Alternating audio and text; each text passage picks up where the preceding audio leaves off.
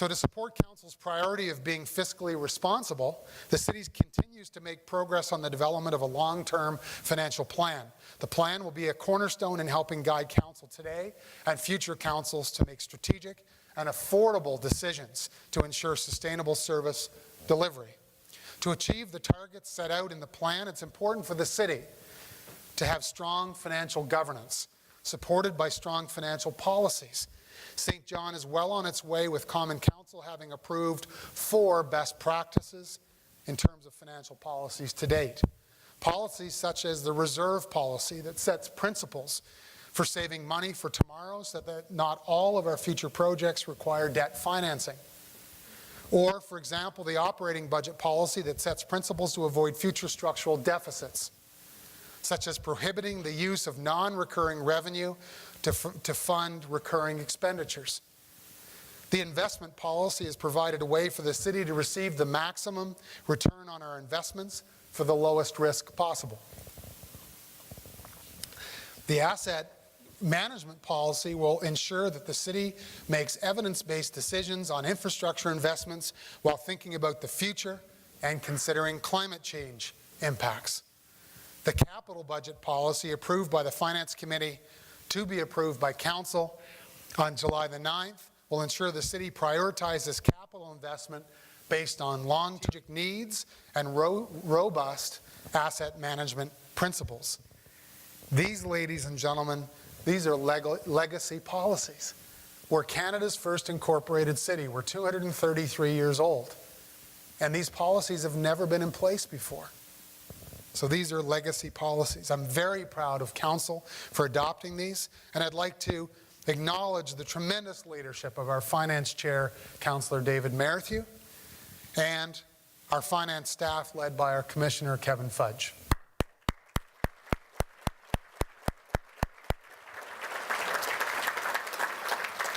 The city's also been very diligent in controlling costs. The city has, for the 10th consecutive year, held its tax rate. The tax rate's too high, but in spite of that, we've held it. Growth averaging less than 1% over the last 5 years.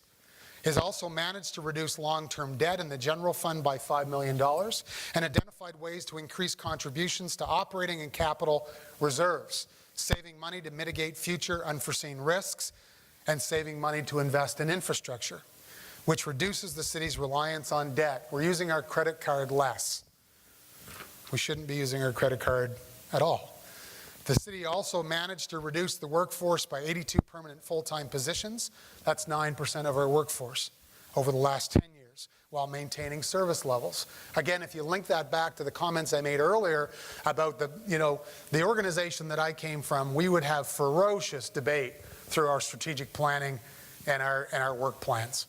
What are we going to do? What 3 things are we going to do this year and be really good at it? And ferociously, what are we not going to do? And our CEO would make us say it.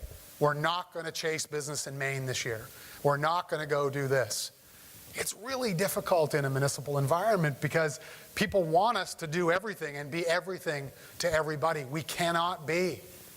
We cannot be. So we're going to need to make changes. And from a political leadership perspective, I'm looking to all of the elected leaders in the room. It's hard because people want us to be everything to everybody. Mayor Mike knows about a few things in the last number of weeks where he's had some big meetings, Mayor Mike, right? So I'm glad it's not just here in St. John that we have big meetings. So we need to continue to work on being even more focused. So even though we're making tremendous progress towards an even more sustainable future, we still need to recognize that there are tremendous challenges ahead. Our financial woes have not been solved. There are those that would say, if you can't change it, don't talk about it. I simply can't accept that belief because that has resulted in many of our current realities, in my opinion. The city still has the highest tax rate in the province, the highest level of long-term debt, and has significant infrastructure deficits that require strong financial planning. The city has also put in place a robust continuous improvement program. This is relatively new. I'm sure the city has been innovating. I'm looking to the city manager and other staff, been innovating for decades. But a designated and specific continuous improvement, Lean, Six Sigma, you know, JDI, Irving Oil, Roxanne, all the best in class in the room. You've done this for years. But the city's put a vigorous program in place. I'm very proud of the work that our teams are doing. Over 50 staff have now been trained. I think very strategically, the city manager and the senior teams are now, you know, turning these folks back into the organization so they can bring the lessons that they've learned and they can start to spread that into our culture and make changes from within, from the bottom up, from the top down. That's what's most important. We've had 42 projects run so far, and so far we've identified over $2 million in annualized savings. So, you know, it's a great start, and I commend our city staff for the hard work that they're doing.